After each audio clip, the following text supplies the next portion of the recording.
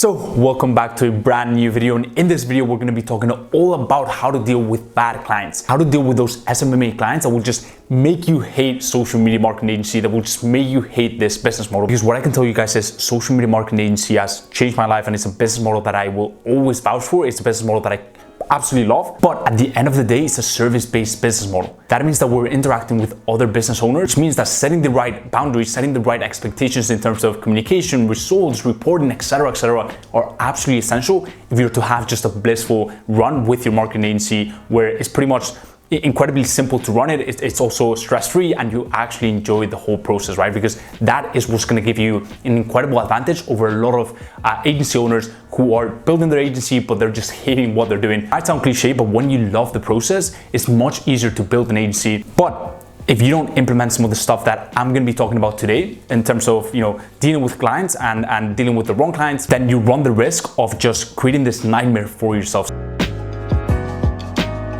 If you guys don't know me, my name is Jaime, and in this channel I talk all about social media marketing agency, SMMA, as well as entrepreneurship, with a specific focus on sales and outreach, which is by far the biggest roadblock and the biggest bottleneck that I've seen other agency owners struggle with. Here is what we're going to be covering in this video today. Number one, diagnosing yourself, diagnosing your personality, looking out for previous patterns in your life, how to really pinpoint them and diagnose them, make sure that they don't repeat when you're dealing with clients. Make sure that you don't bring those problems and those things that you've struggled with in the past when it comes to interacting with people and interpersonal relationships into the way you deal with clients. So that's going to be the first thing that we're going to be talking about. The second thing we're going to be talking about is setting the right expectations in terms of communication, in terms of reporting, and in terms of results. Finally, we're going to be talking about when enough is enough and when you should actually take the initiative and fire that client. It might sound crazy, especially if you're just starting out your social media marketing agency, to fire a client, but we're going to be looking into why that actually makes a ton of sense if it's absolutely not the right fit for you. So let's get right into it.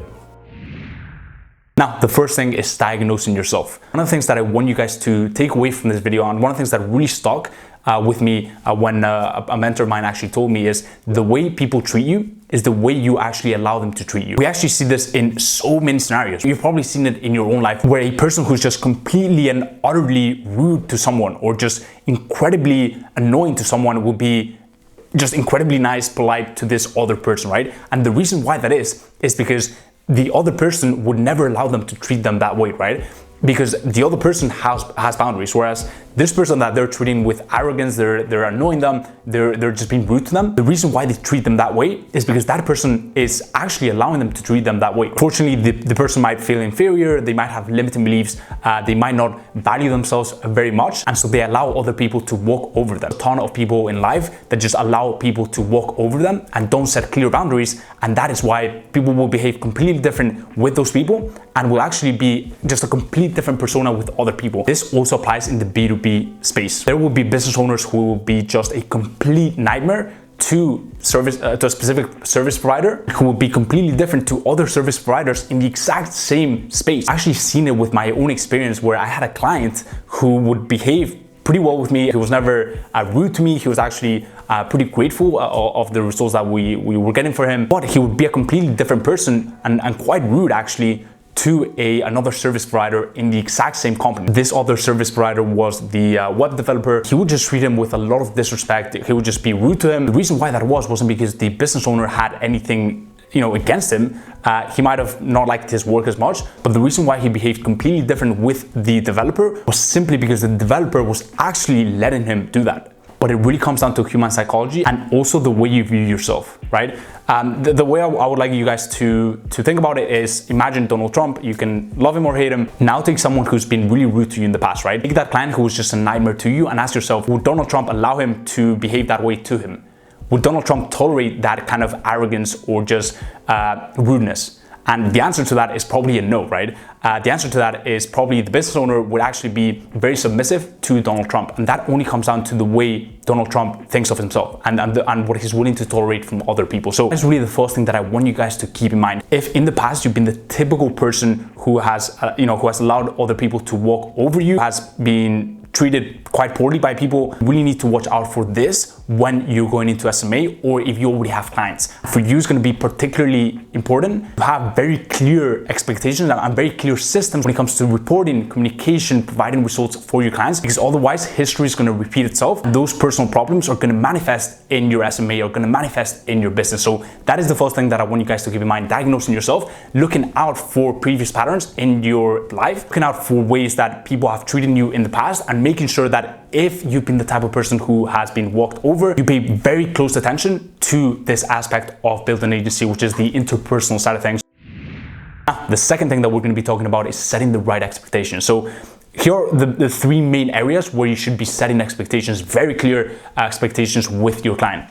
Number one, communication. Where can your clients reach you? When should they be able to reach you? And why should they be able to reach you? You really want to make sure that you have answered those three questions very, very clearly to the client. And ideally, what I recommend is you keep everything predictable, right? You keep everything the same. So for example, when it comes to the where, I recommend you guys keep all communication in one single platform. For this, I recommend Slack, but your client should not be reaching out to you via email or via WhatsApp if you have told them that Slack is going to be the place where you guys are going to be communicating. You can communicate on email. I don't recommend you do it simply because Slack is just much more dynamic. Slack is just honestly miles ahead when it comes to business communication. But if you want to keep everything via email, they shouldn't be reaching out to you via WhatsApp or calling your phone when you're having dinner with friends on a Friday night, right? Whether the message you get from them is positive, negative, or just neutral, remind you of work, it's not the type of message that you want to get when you're just chilling with the boys or hanging out at the beach or whatever you want to do, hanging out with your girlfriend, boyfriend, whatever you're doing at that time. It's not the message that you want, and you want to draw a very clear line between your personal and your business life. Your clients should be very aware that you too have a personal life, and just because they pay you a monthly retainer doesn't mean you're their slave, right? Doesn't mean that you should be on 24/7. Your clients should know when they should expect an answer from you. In my case, just to give you an idea, my clients know that from their assigned ad specialist. So each client gets an assigned ad specialist at my agency. They know that they can expect an answer from them max 12 hours. That is the limit of my ad specialist, and also the limit that my clients can expect, right? Usually it's much lower than that. Usually it's literally minutes, especially if it's within working hours. My clients know what to expect when it comes to the limit of time that they can wait on an answer, right? It's very important that they know that, right?